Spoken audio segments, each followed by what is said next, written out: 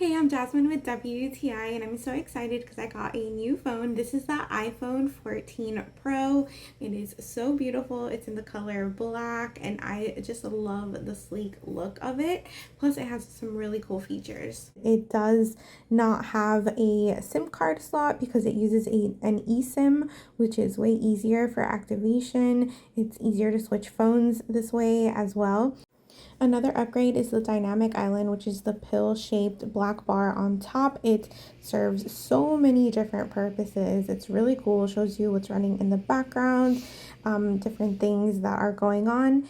With this phone model, you can also reach emergency services when you're out of cellular and Wi-Fi coverage, which is really nice. And you can upload important medical information that they may need to know. Another cool feature about this phone is that you can change the display settings so that the display is always on. Even when you put your phone to sleep, your clock and your widgets will still be on, even though it uses very minimal battery power. So if you're in the market for a brand new phone, you're gonna wanna check out the Apple iPhone 14 Pro. It has some really cool features that you're gonna love. It has a great camera and it just looks so beautiful. You're gonna love it, and that's my point of view.